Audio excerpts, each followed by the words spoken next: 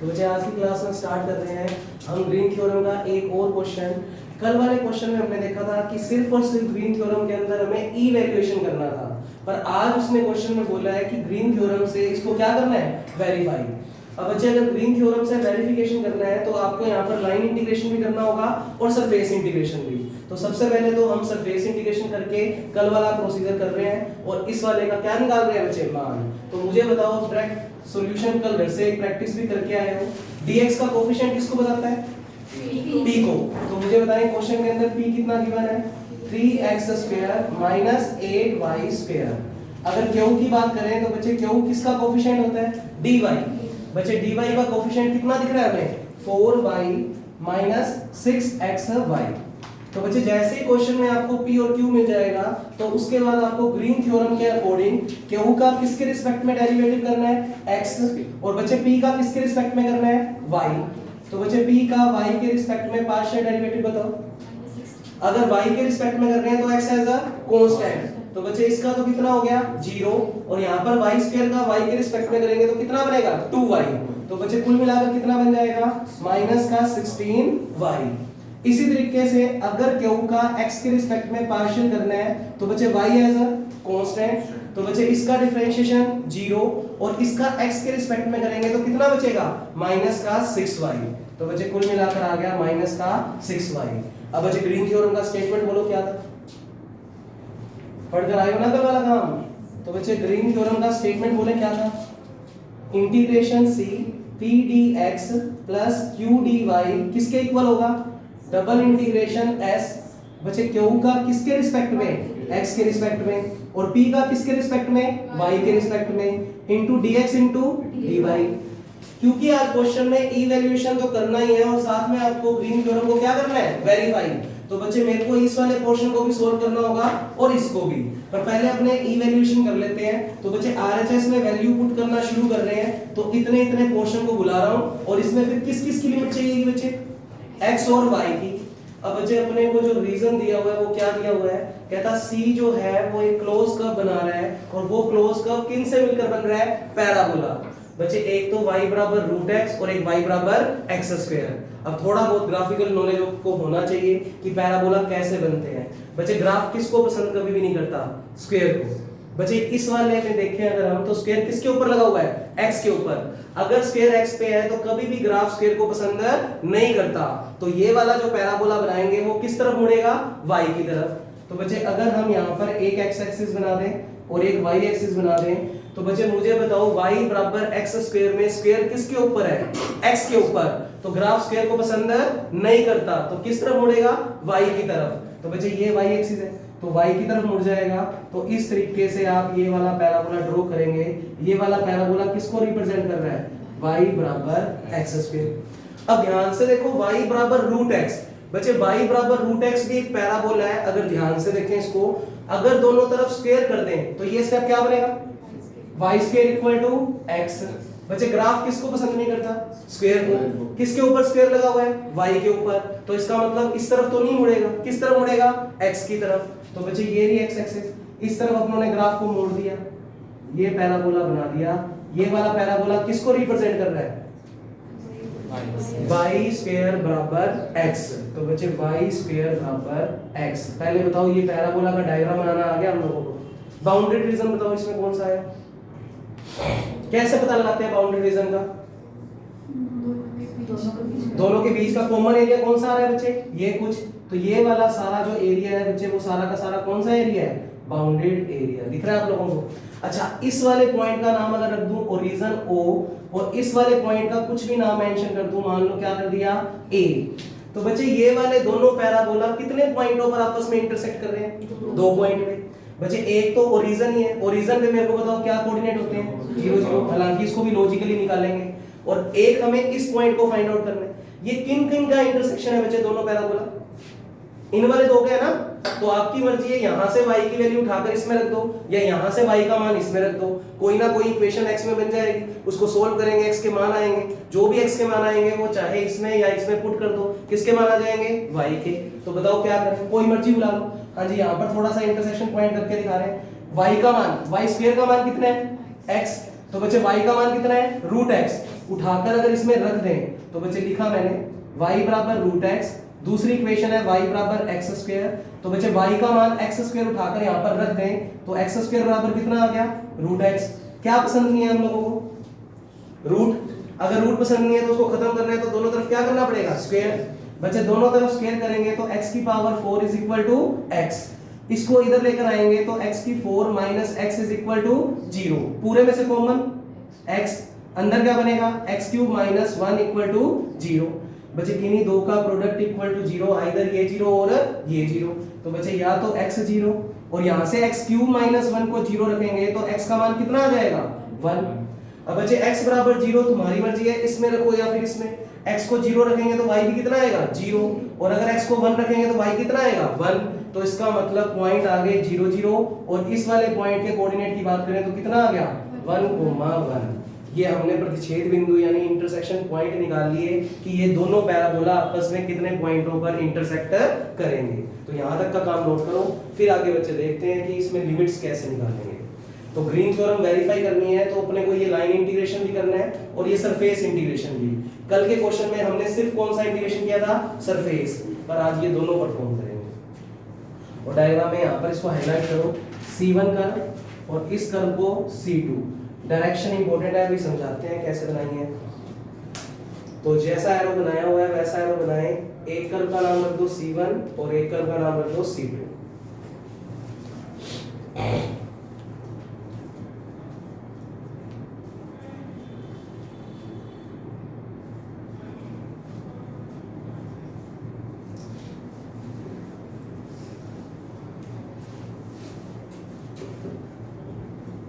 RHS को बुलाकर थोड़ा सोल्व कर देते हैं। तो double integration Q upon x minus P upon y into dx into dy। Double integration आप लोग पढ़ चुके हैं। तो यहाँ पर एक तो हमें x की लिमिट चाहिए और एक y की।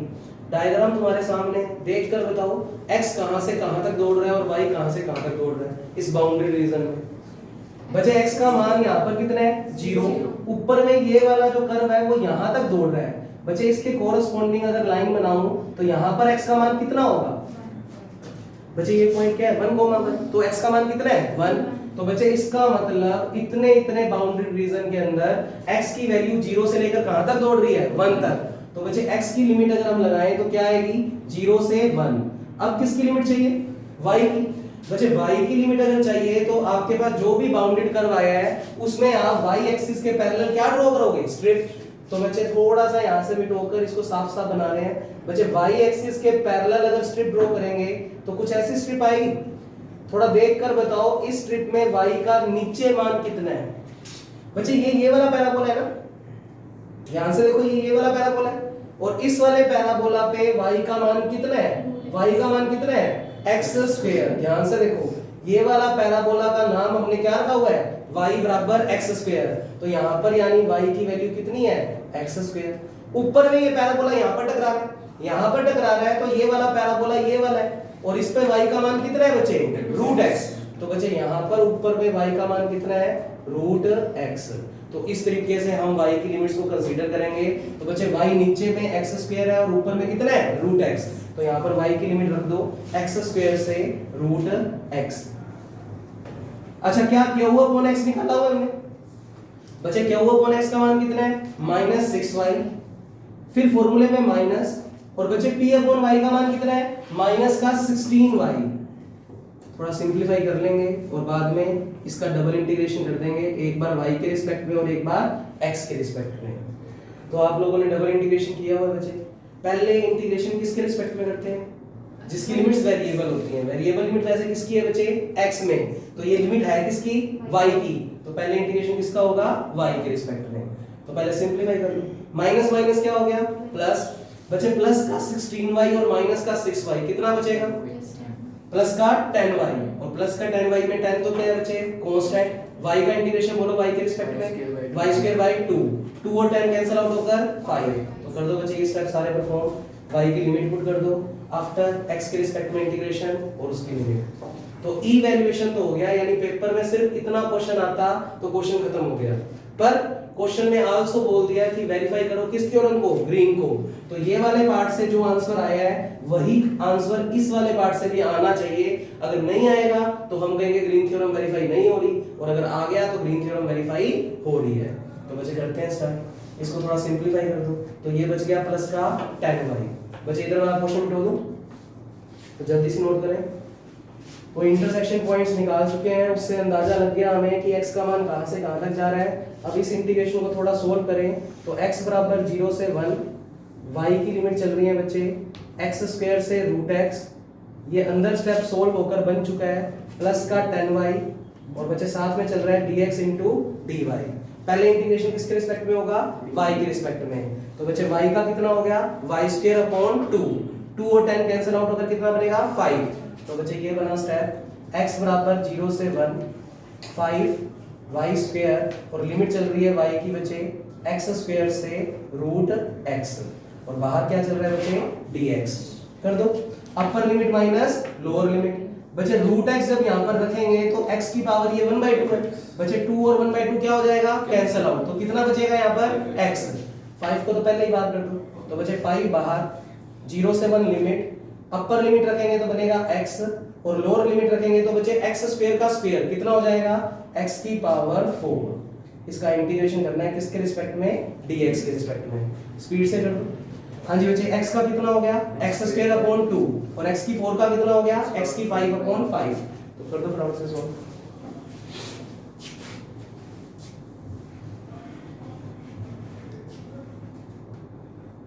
तो बच्चे 5 कांस्टेंट है बाहर आ गया, इसका हो गया x square upon 2 minus x की पावर 5 अपॉन 5, और लिमिट चल रही है 0 से 1, upper limit minus lower limit. बच्चे 1 रख दो तो ये बनेगा 5 1/2 माइनस 1/5। 0 रखने पर दोनों स्टेप क्या हो जाएंगे 0। थोड़ा सिंपलीफाई कर लो बच्चे, एलसीएम कितना आ रहा है इसका 10, ऊपर कितना बचेगा 5 माइनस 1 2, बच्चे 5 माइनस 2 3, तो कुल मिलाकर बन गया 15/10। आफ्टर सोल्व कितना बन गया 3/2। तो बच्चे इसका मतलब RHS तो सोल्व होकर 3/2 आ चुकी है। अब अगर ग्रीन थ्योरम को वेरीफाई करना है तो LHS भी कितनी आनी चाहिए 3/2। अब LHS में दिक्कत बच्चे, एक बार LHS को बुला रहे हैं तो फटाफट से इसको काम को नोट कर लो, फिर LHS को सोल्व करना सीखते हैं। अब डायरेक्शन क्यों इंपॉर्टेंट है बच्चे, बाउंड्री रीजन तुम्हें पता लग गया। ये पूरा बाउंड्री रीजन बन कब रहा है, जब मैं यहां से यहां गया और फिर उसके बाद यहां पर गया, तो पूरा क्लोज कब बनता हुआ दिखाना पड़ेगा। लाइन इंटीग्रेशन का मतलब क्या होता है, किन किन लाइन पर चलकर हम खत्म हो रहे हैं। तो हमारा ओरिजिन ये था, यहां से शुरू हुए यहां तक पहुंचे, फिर यहां से यहां पर पहुंचे, तो पूरा का पूरा क्या बन गया क्लोज कर्व। अब बच्चे कितनी लाइनें आ रही है इसमें, कितने कर्व आ रहे हैं 2। एक तो यहां से यहां तक जिसका नाम हमने क्या रख दिया C1, और एक यहां से यहां तक जिसका नाम क्या रख दिया C2। अब लाइन इंटीग्रेशन तुम पढ़ चुके हो, लाइन इंटीग्रेशन में हम हर एक लाइन के लॉन्ग इंटीग्रेशन करेंगे।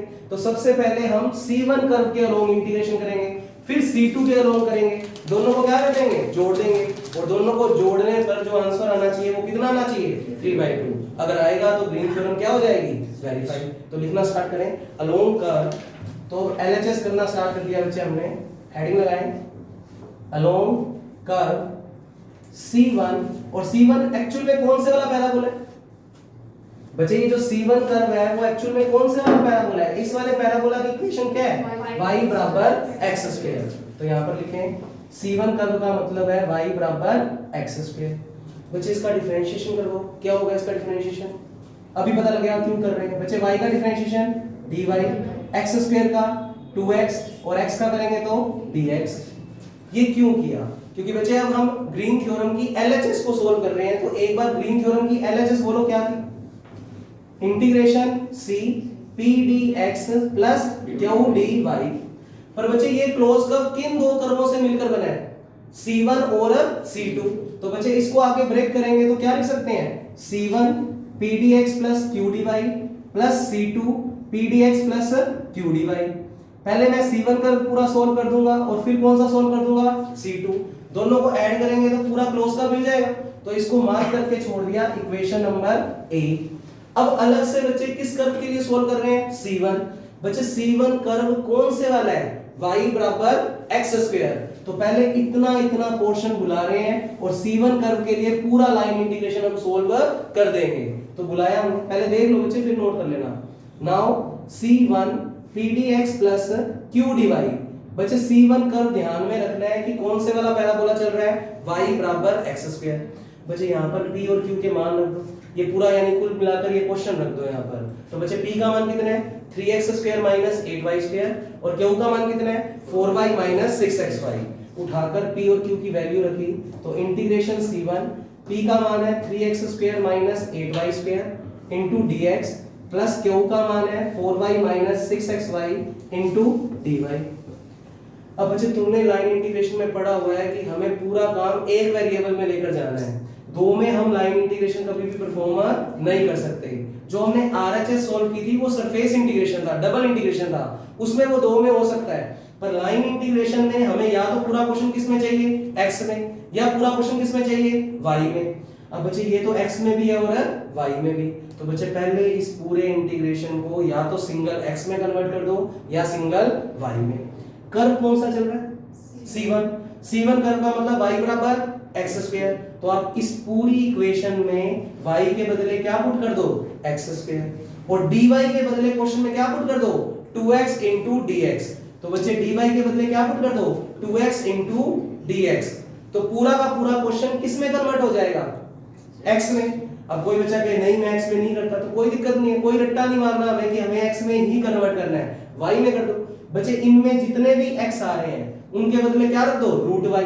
अब रूट y अगर पुट करोगे तो तुम्हें पता है इंटीग्रेशन करने में थोड़ी दिक्कत आएगी, कर सकते हो, कोई मनाही नहीं है कि यहाँ पर याद ही रखना है कि y को ही x रखना है, नहीं, आप x को y या y को x रख सकते हो अकॉर्डिंग टू C1 कर्व। तो बच्चे इस वाले पूरे इंटीग्रेशन में मैं y को क्या रख रहा हूँ x स्क्वायर, तो इस पूरे इंटीग्रेशन में y को मैं क्या रख रहा हूँ x स्क्वायर। उसके अलावा dy को मैं क्या पुट कर सकता हूँ 2x dx रख दूंगा, तो पूरा क्वेश्चन किस में आ जाएगा x में, और इंटीग्रेशन किसके रिस्पेक्ट में हो रहा होगा dx।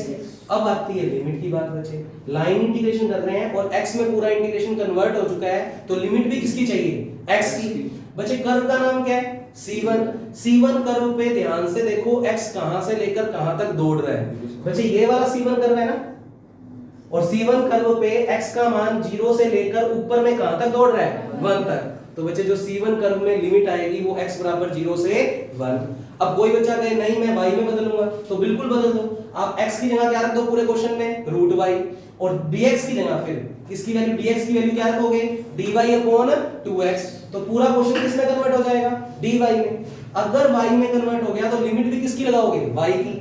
C1 कर्व पे y देखकर बताओ कितना है 0 से 1, तो y की लिमिट भी इस केस में कितनी है बच्चे 0 से 1। तो मर्जी तुम्हारी है कि तुम्हें इसको x में कन्वर्ट करना है या y में, पर करना किसी एक में है, यानी दो वेरिएबल में लाइन इंटीग्रेशन पॉसिबल नहीं है। तो कर दो साइड रिप्लेसमेंट, इस पूरे क्वेश्चन में y के बदले क्या पुट कर दो x स्क्वायर और dy के बदले क्या पुट कर दो 2x dx। तो रखो बच्चे फिर पूरा सोल्व करते हैं।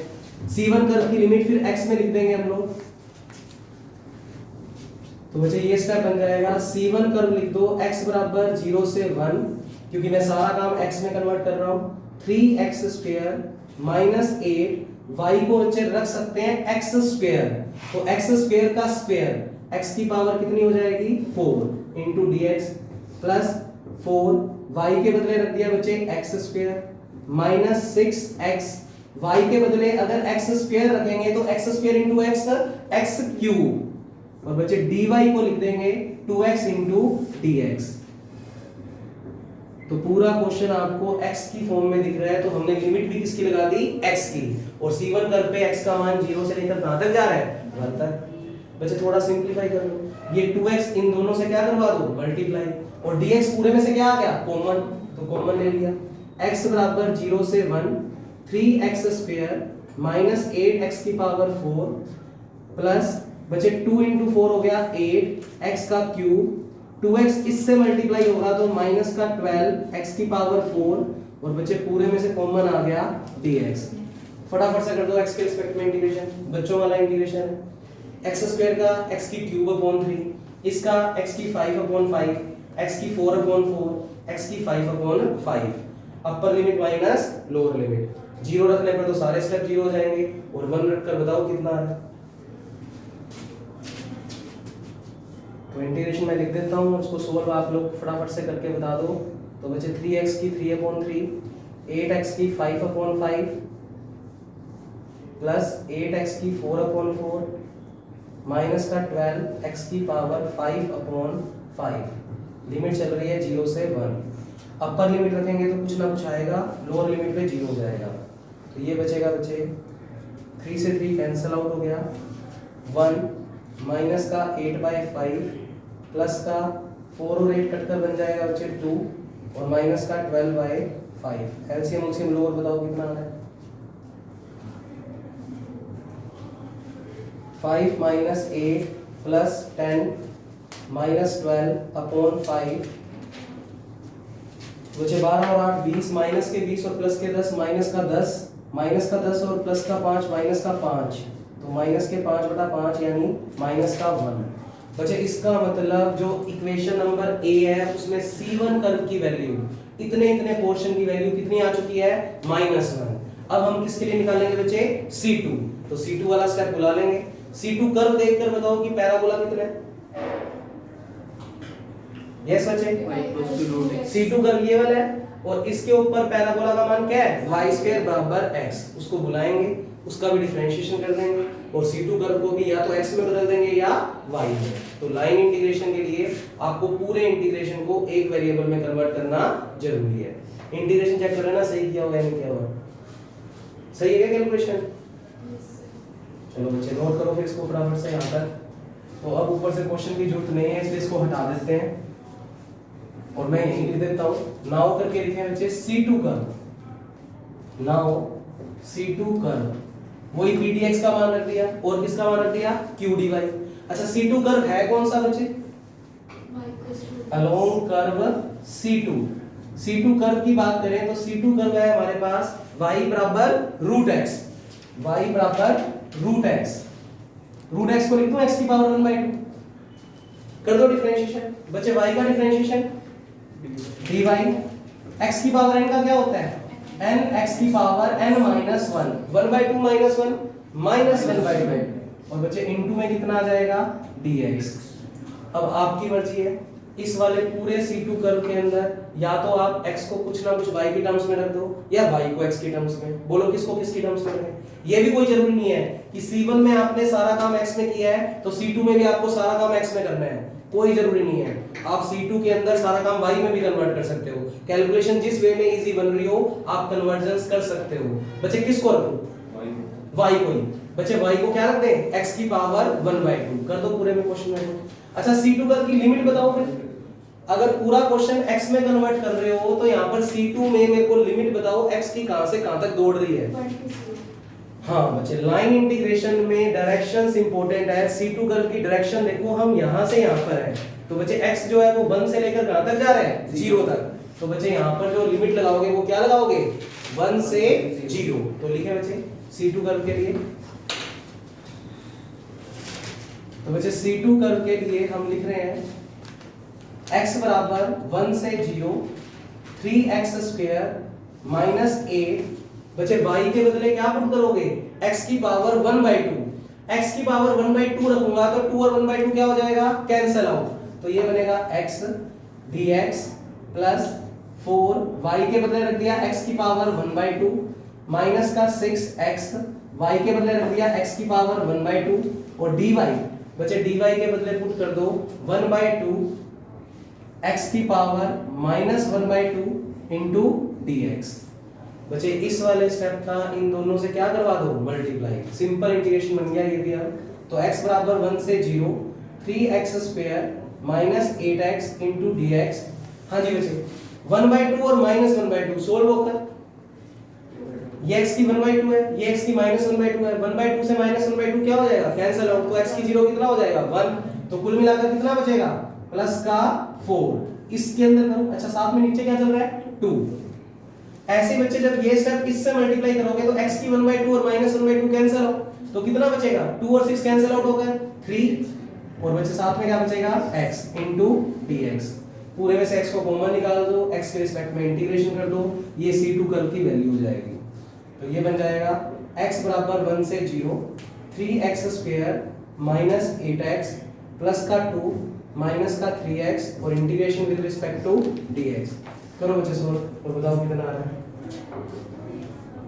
x की 3/3, 8x स्क्वायर अपॉन 2 प्लस का 2x और माइनस का 3x स्क्वायर अपॉन 2 और लिमिट चल रही है बच्चे 1 से 0। बच्चे अब की बार अपर लिमिट रखने पर सारे स्टेप क्या हो जाएंगे 0 और बच्चे लोअर लिमिट माइनस करके पुट करते हैं तो बच्चे 1 जो है वो माइनस करके पुट करेंगे तो बोलो स्टेप्स क्या बनने स्टार्ट हो जाएंगे। बच्चे 1 जब इसमें रखोगे तो विद नेगेटिव साइन तो क्या बनेगा माइनस का 1, जब 1 इसमें रखेंगे तो विद नेगेटिव साइन तो माइनस माइनस प्लस, 2 और 8 कट कर बच्चे 4, फिर 1 इसमें रखेंगे तो माइनस करके तो क्या लिखेंगे माइनस का 2, फिर 1 इसमें रखेंगे तो माइनस करके तो माइनस माइनस प्लस, कितना बच गया बच्चे कहां पे बच्चे ये वाला स्टेप x स्क्वायर है माइनस हो गया फिर नहीं माइनस आ गया बच्चे 1 जो रखेंगे वो माइनस करके लोअर लिमिट पुट करते हैं तो ये वाला माइनस और वो वाला माइनस क्या हो गया प्लस। x में तो बिल्कुल रख रहे हो आप वो दिक्कत नहीं है पर बच्चे लोअर लिमिट रखते हैं तो माइनस करके पुट करते हैं तो बच्चे वो माइनस और ये माइनस क्या हो जाएगा प्लस, वहां से तो कोई फर्क ही नहीं आया हमारे पास।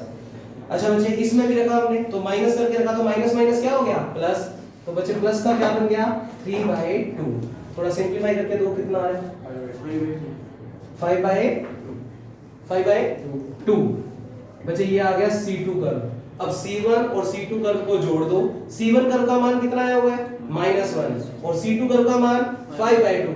बच्चे माइनस का 1 और प्लस का 5/2 कितना आएगा 3/2 और RHS में भी हमारा कितना ही आया हुआ था 3/2। तो लिखें फ्रॉम इक्वेशन A, समीकरण A में वैल्यू रखने पर फ्रॉम इक्वेशन A आपका पूरा close curve C pdx plus qdy equal था C1 pdx plus qdy plus C2 pdx plus qdy। C1 curve का मान आया बच्चे -1 और इसका मान आया 5/2। आफ्टर सोल्व कितना आ गया 3/2। तो LHS बराबर RHS, इसका मतलब इस क्वेश्चन में ग्रीन थ्योरम क्या हो रही है वेरीफाइड। तो बच्चे बस दो ही तरीके के क्वेश्चन थे, या तो आपको ग्रीन थ्योरम के अंदर क्या करना होगा इवैल्यूएशन करना है तो सिर्फ और सिर्फ आपको डबल इंटीग्रेशन परफॉर्म करना होगा और वेरीफाई करेगा तो इस तरीके से आपको लाइन इंटीग्रेशन परफॉर्म करना पड़ेगा। तो ये क्वेश्चन मैं बोर्ड पे लिख रहा हूँ, आप भी करो मैं भी करता हूँ, आप बोर्ड को मत देखना, जहां पर अटक जाओ वहां पर बोर्ड देखना बच्चे। तो मैं क्वेश्चन लिख रहा हूँ और वो आप लोग साथ साथ करें। तो बच्चे 5 एग्जांपल है, इनके सारे एग्जांपल करवा दूंगा, पेपर उनसे बाहर नहीं जाएगा। तो इसके अंदर एग्जांपल नंबर 1 हो चुका है बच्चे। आज की क्लास में एग्जांपल नंबर 2 होमवर्क दिया था ना कल अपने को, तो एग्जांपल नंबर 2 बच्चे आपका होमवर्क है, करके लाओगे। एग्जांपल 3 मैंने कल आपको होमवर्क नहीं दिया था, आपने कर ही लिया है। एग्जांपल 4 मैंने करवा दिया है, 5 मैं करवाऊंगा। अभी बैठ के जो एक क्वेश्चन करना है वो करें आप लोग। क्वेश्चन नंबर 3, तो बच्चे क्वेश्चन नंबर 3 लिख रहा हूँ बोर्ड के ऊपर, आप लोग अभी बैठ के इसको परफॉर्म करें। Question number 3, evaluation integration C xy plus y square into dx plus x square into dy, जहां पर आपको C एक क्लोज कर्व दिया हुआ है, C एक क्लोज कर्व है जो कि बाउंडेड रीजन बना रहा है, y बराबर x एंड y बराबर x स्क्वायर। वेरीफाई भी करनी है इसके अंदर ग्रीन थ्योरम। तो लगाओ बच्चे दिमाग, डायग्राम बनाओ, इसका सरफेस इंटीग्रेशन भी करके बताओ और फिर लाइन इंटीग्रेशन करके बताओ।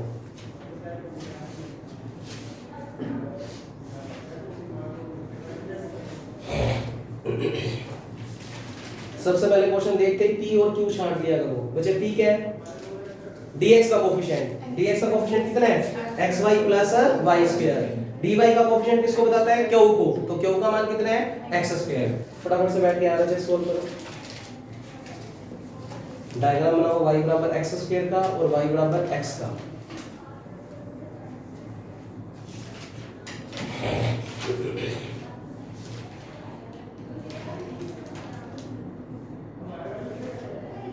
चार नंबर का काम बच्चे आना है ग्रीन थ्योरम से कंफर्म है। एक क्वेश्चन सेक्शन बी में 4 मार्क्स का यही मिलेगा, इनमें से ही कोई।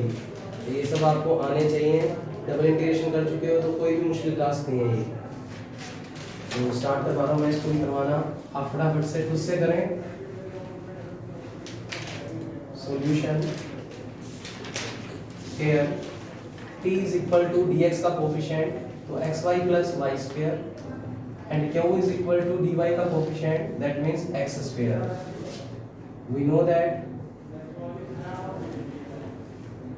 ग्रीन थ्योरम का statement p dx plus q dy is equal to double integration q upon x minus p upon y into dx into dy। समीकरण नंबर 1। सबसे पहले दिए गए इक्वेशनों से बच्चे ग्राफ बनाया करो। तो y बराबर एक्स स्क्वायर, ग्राफ किसको पसंद नहीं करता? स्क्वायर को। तो किस तरफ मुड़ेगा? y की तरफ। तो एक डायग्राम बनाएं जिसमें आप पैराबोला बनाएं जो y की तरफ मुड़ता हो। तो ये बच्चे y एक्सिस और ये x एक्सिस। तो ये जो पैराबोला बनाया है बच्चे, ये मैंने बनाया है किसका? y बराबर एक्स स्क्वायर। तो इस पैराबोला का नाम तो हो गया बच्चे y बराबर एक्स स्क्वायर। दूसरा पैराबोला देखकर बताओ बच्चे, दूसरा पैराबोला नहीं है, क्या है? एक सरल रेखा y बराबर x, कहां से पास आउट होगी? ओरिजिन। तो बच्चे y बराबर x के लिए जो आप बनाओगे वो ये एक सरल रेखा बना दोगे। तो ये जो लाइन है वो किसको बता रही है? y बराबर x को। बाउंडेड रीजन दिख रहा है बच्चे आप लोगों को? ये पूरा क्या है? Bounded reason. अब इस बाउंडेड रीजन में अगर हमें पहले सरफेस इंटीग्रेशन करना है तो बच्चे किस किस की लिमिट चाहिए? x की और y की। x और y की लिमिट निकालने से पहले हमें ये देखना होगा कि ये वाली लाइन और ये वाला पैराबोला कहां पर इंटरसेक्ट कर रहे हैं। तो बच्चे ये इंटरसेक्शन पॉइंट निकालना है। कैसे निकालेंगे ये इंटरसेक्शन पॉइंट? बच्चे यहां से y बराबर x इसमें रख दो, जिससे x में इक्वेशन बनेगी, सोल्व करेंगे, किसका मान आएगा? x का। वो x का मान किसी भी एक में रख दो, किसका मान आ जाएगा? y का। तो ये इंटरसेक्शन वाला काम यहां साइड में करके दिखा देते हैं। तो y बराबर x और y बराबर x स्क्वायर का प्रतिच्छेद बिंदु अगर निकालना है तो ये y बराबर x इसमें रख दो, तो x बराबर x स्क्वायर। काट मत देना, एक आंसर कट जाएगा बच्चे। तो x को उधर ले जाना, तो x square minus x is equal to 0। बच्चे x कॉमन आ गया तो x माइनस 1 इक्वल टू 0। तो x का मान आ गया 0 और 1। अब x अगर 0 और 1 आ गया तो बच्चे जब आप x का मान 0 इसमें रखोगे तो y भी कितना आएगा? 0। और जब आप x बराबर 1 इसमें रखोगे तो y भी कितना आएगा? 1। तो जो प्रतिच्छेद बिंदु निकले हैं वो निकले हैं 0, 0 और 1, 1। अब ये रट्टे मत मार लेना कि हर बार यही आ रहे हैं, कुछ भी आ सकते हैं। निकालने का तरीका हमें पता होना चाहिए। अच्छा बच्चे ये सब निकाल लिया। x कहां से कहां तक दौड़ रहा है? फिर अगर इस वाली पोर्शन को सोल्व करना है तो बच्चे 0 से लेकर ऊपर में कहां तक जा रहा है? 1 तक। और बच्चे y की लिमिट के लिए हमें y एक्सिस के पैरेलल क्या ड्रॉ करनी होगी? स्ट्रिप हमेशा लोअर टू अपर। तो बच्चे ये लोअर पार्ट है और ये अपर पार्ट है। स्ट्रिप को देखकर बताओ नीचे y का मान कितना है? बच्चे नीचे y किस चीज से मिल रहा है? पैराबोला। नीचे वाला कर्व देखो कौन सी चीज है? पैराबोला। और इस पर y का मान कितना दिख रहा है हमें? x square. तो y की जो लोअर लिमिट है वो कितनी है? x square. और ऊपर में ये y वाली स्ट्रिप इससे टकरा रही है, और इससे टकराने का मतलब ये कौन सी रेखा है बच्चे? सरल रेखा, जिस पर y का मान कितना है? x। तो ऊपर में y का मान कितना है बच्चे? x। तो पहले ये वाला पोर्शन बुलाते हैं और इसको सोल्व करते हैं। तो लिमिटें मिल चुकी हैं x और y की, तो बुलाएं RHS को। Now double integration s q upon x minus p upon y into dx into dy। Diagram से देखकर आप कह सकते हैं x की लिमिट 0 से 1, y की लिमिट चल रही है बच्चे लोअर में x स्क्वायर और ऊपर में x। q का x के रिस्पेक्ट में डायरेक्ट करके बताओ बच्चे, q का x के रिस्पेक्ट में पार्शियल करेंगे तो y एज अ कांस्टेंट आ भी नहीं रहा। x स्क्वायर का x के रिस्पेक्ट में 2x, तो इसका मान तो हो गया बच्चे 2x माइनस करके p का y के रिस्पेक्ट में बच्चे p कितना है? xy plus y square. इसका y के रिस्पेक्ट में करेंगे तो x एज अ कांस्टेंट, तो बच्चे x तो एज इट इज, y का y के रिस्पेक्ट में 1, फिर बच्चे y स्क्वायर का कितना हो गया? 2y। ये वैल्यू आ गई किसकी? del p upon del y। बाहर माइनस था तो माइनस चल रहा है, और बच्चे साथ में चल रहा है dx into dy। इस पूरे स्टेप को थोड़ा सिंपलीफाई करो तो 2x माइनस x कितना बच जाएगा बच्चे? x, और माइनस का क्या बचेगा? 2y। इसका इंटीग्रेशन पहले किसके रिस्पेक्ट में होगा? dy, तो dy की लिमिट को एक साथ कर दिया, y बराबर x स्क्वायर से x, और x का खिलाफ इसका इंटीग्रेशन होना भी बाकी है। कर दो बच्चे। तो अगर डबल इंटीग्रेशन किया हुआ है हम लोगों ने तो इसमें हमारा कोई काम नहीं है, बस इसके बाद तो आपका ही काम है यार। अच्छा हाँ जी, y के रिस्पेक्ट में कर रहे हो तो x एज अ कांस्टेंट, तो x तो कांस्टेंट है, पर बच्चे 1 का dy के रिस्पेक्ट में y, तो बच्चे इसका इंटीग्रेशन हो गया x बराबर 0 से 1, इस स्टेप का y के रिस्पेक्ट में इंटीग्रेशन, x तो कांस्टेंट और 1 का कितना हो गया y, इसका करेंगे तो y स्क्वायर अपॉन 2, 2 से 2 क्या हो गया कैंसिल आउट, तो माइनस का y स्क्वायर, लिमिट चल रही है x स्क्वायर से x, अभी बाकी है किसके रिस्पेक्ट में, x के रिस्पेक्ट में, upper limit minus lower limit, ये पुट किस में हो गया y में, क्योंकि ये सारा इंटीग्रेशन किसके रिस्पेक्ट में था y, तो बच्चे इधर y के बदले क्या रख दो x, तो अपर लिमिट रखेंगे तो ये बनेगा बच्चे y को यहाँ पर x रख देंगे तो x स्क्वायर, और यहाँ पर भी y को x रखेंगे तो क्या बनेगा x स्क्वायर, माइनस करके लोअर लिमिट, तो बच्चे माइनस करके y के बदले x स्क्वायर रखेंगे तो x square into x, x की क्यूब, और यहाँ पर भी माइनस करके रखेंगे तो माइनस माइनस प्लस, और x स्क्वायर रखेंगे तो स्क्वायर का स्क्वायर, x की पावर 4, कर दो बच्चे x के रिस्पेक्ट में इंटीग्रेशन, ये स्टेप से ये स्टेप क्या हो गया कैंसिल आउट, सिंपल इंटीग्रेशन है, परफॉर्म करें जल्दी से।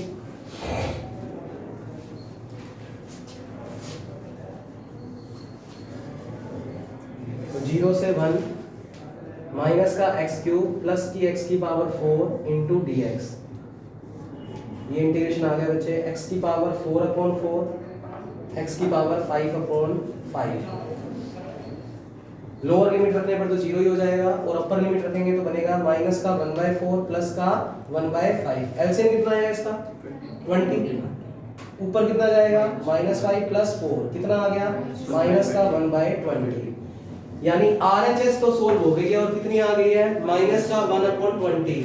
अब अगर वेरीफाई करना है क्वेश्चन में तो हमें क्लोज करके लॉन्ग इसका क्या करना पड़ेगा लाइन इंटीग्रेशन, कितनी लाइनें आ गई मतलब कितने कर्वों से मिलकर बन रहा है क्लोज कर्व, इसका नाम तो क्या रख दिया C1, और बच्चे इसका नाम क्या रख दिया C2, तो पहले C1 करके लो पूरा लाइन इंटीग्रेशन करो और फिर C2 के लो, तो जैसे हमने अभी पिछला क्वेश्चन किया है एज इट इज इस क्वेश्चन को कॉपी पेस्ट करेंगे, तो लिखे बच्चे नाउ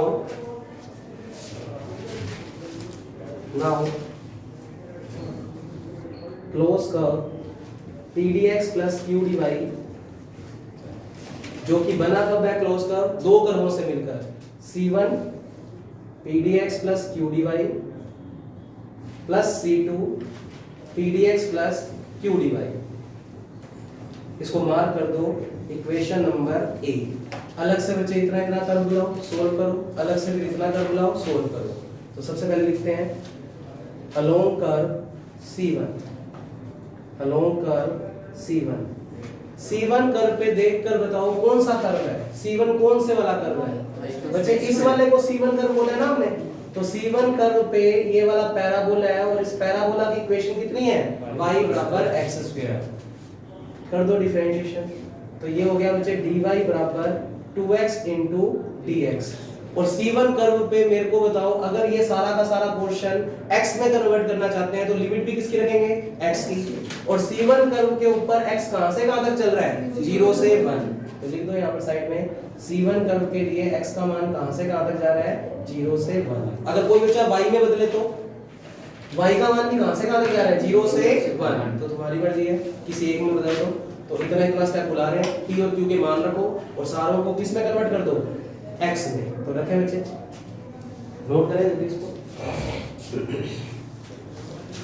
तो होमवर्क में बस आज एक ही क्वेश्चन मिल रहा है बच्चे आप लोगों को, एग्जांपल नंबर 2 बड़े आसानी से हो जाएगा, तो उसको करके लाओगे, और उसके बाद कल ग्रीन थ्योरम और साथ में करवा लेंगे थोड़ी सी गॉस डाइवर्जेंस थ्योरम, बस तीन ही थ्योरम करवानी है, उसके बाद ये चैप्टर कंप्लीट। पेपर के अंदर सेक्शन सी में 12 मार्क्स का क्वेश्चन मिलना ही मिलना है बच्चे, तो जिन बच्चों को पेपर थोड़ा मुश्किल लगता है टफ लगता है उनके लिए ये चैप्टर सबसे इंटरेस्टिंग और इजी चैप्टर है, डबल इंटीग्रेशन आप लोगों ने कर रखा है तो ज़्यादा जोर नहीं माना बच्चे, हो रहे हैं ये सारे क्वेश्चन, तो बच्चे फटाफट से बुला लो इस C1 कर्व को, इसमें रखो P और Q के मान, कर दो बच्चे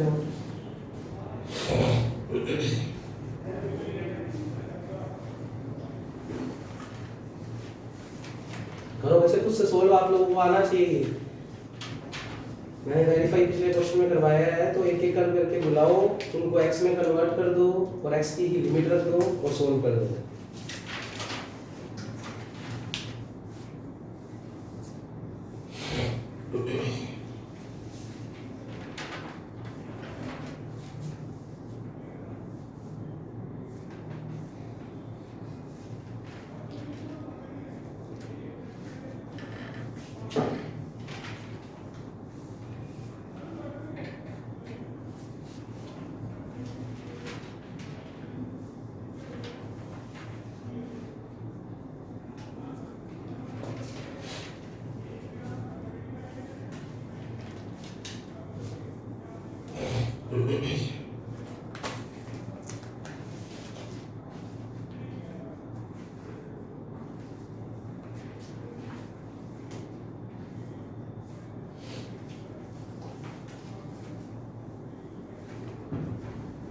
तो मुझे ग्रुप थ्योरी की वीडियोस लगातार जा रही हैं आप लोगों के पास, तो आज 2 वीडियोस आएंगी, उनको लगाते रहना साथ साथ। टोटल 20 एक वीडियोस हैं, उसमें आपका पूरा पहला पेपर कंप्लीट हो जाएगा अच्छे से। और अगर यूनिवर्सिटी को कुछ पता नहीं है कि आपका रिडक्शन कर दे थोड़ा सा सिलेबस में, फिर तो बहुत ज़्यादा पढ़ लिया हमने। ठीक है बच्चे, तो मैट्रिक्स की बुक भी हमने पूरी कर रखी है शानदार तरीके से, और ग्रुप थ्योरी पूरी शानदार तरीके से हो चुकी है। और पहला पेपर ही आपको ऑलमोस्ट 3 पेपर पार करवा देगा। जिनको मैथ्स से डर लगता है, अगर 72 मार्क्स चाहिए होते हैं टोटल पास होने के लिए, तो फर्स्ट पेपर अगर अच्छे से कर लिया आप लोगों ने तो 66 मार्क्स वहीं पर बन जाएंगे बच्चे। तो बाकी 2 पेपरों के लिए 6 नंबर का काम करना है, जिसमें ग्रीन थ्योरम का 4 नंबर का काम आना ही आना है। तो ऐसे थोड़े एक्टिवेट होते रहा करो मेरे से। तो जिन बच्चों को ऐसे लगता है कि मैथ में हमें डर लगता है, हम पास ही नहीं होंगे, उनको पास तो आराम से करवा देंगे बच्चे। बात है स्कूल की, उसके लिए पढ़ना पड़ेगा थोड़ा। हाँ जी बच्चे, बुला रहा हूँ बच्चे, पहले C1 इंटीग्रेशन और सोल्व कर रहा हूँ। तो इतने इतने पार्ट को बुला रहा हूँ, और P और Q की क्या रख रहा हूँ, वैल्यू। और C1 करके लिए सारे y को क्या रख दूंगा, x², dy को क्या रख दूंगा, 2x dx, और x की लिमिट क्या रख दूंगा, 0 से 1। तो ठीक है, नाउ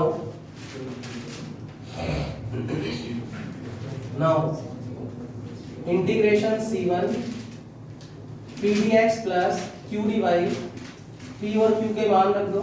और क्योंकि हम सारा काम x y में कन्वर्ट कर रहे हैं, तो x की लिमिट रखेंगे यहाँ पर। तो p का मान है बच्चे xy plus y² into dx, q का मान है x² इंटू dy। C1 कर के लिए हम दिखा चुके हैं कि y को क्या रखना है हमें, x²।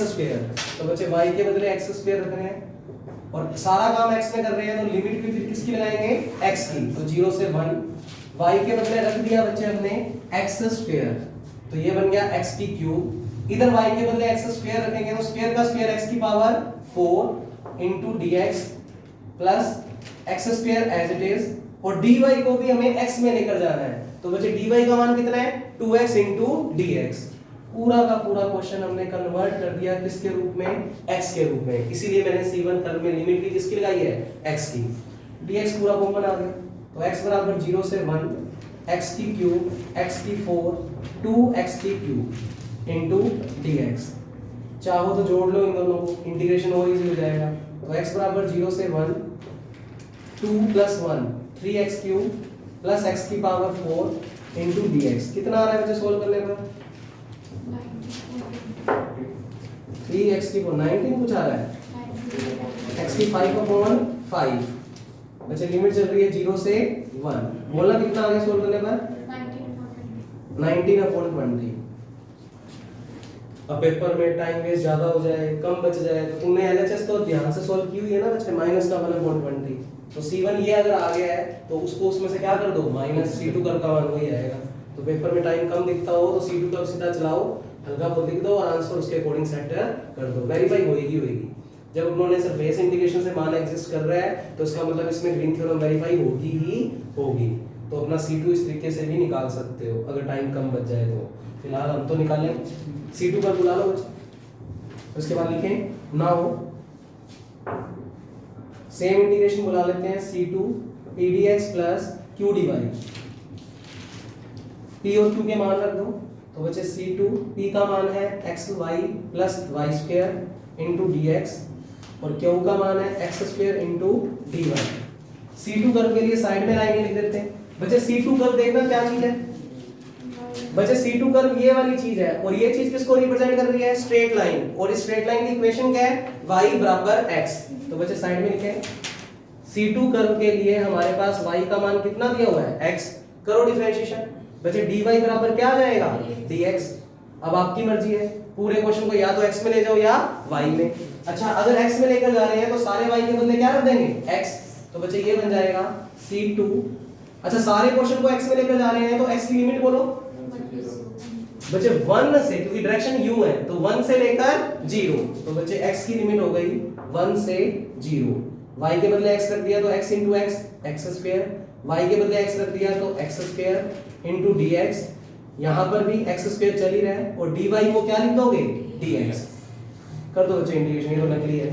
x square x square x square कितना हो गया? 3x square. तो बच्चे ये पूरा स्टेप बन गया है 1 से 0 3x स्क्वायर into dx। क्या इंटीग्रेशन होगा इसका? 3x की क्यूब अपॉन 3। लिमिट क्या चल रही है? 0 से 1। अपर लिमिट माइनस से 0। हाँ बिल्कुल 1 से 0, तभी तो माइनस में आएगा। हाँ बच्चे 0 रखेंगे तो क्या हो जाएगा? 0 और माइनस करके 1 रखेंगे तो स्टेप क्या बनाएगा? -1।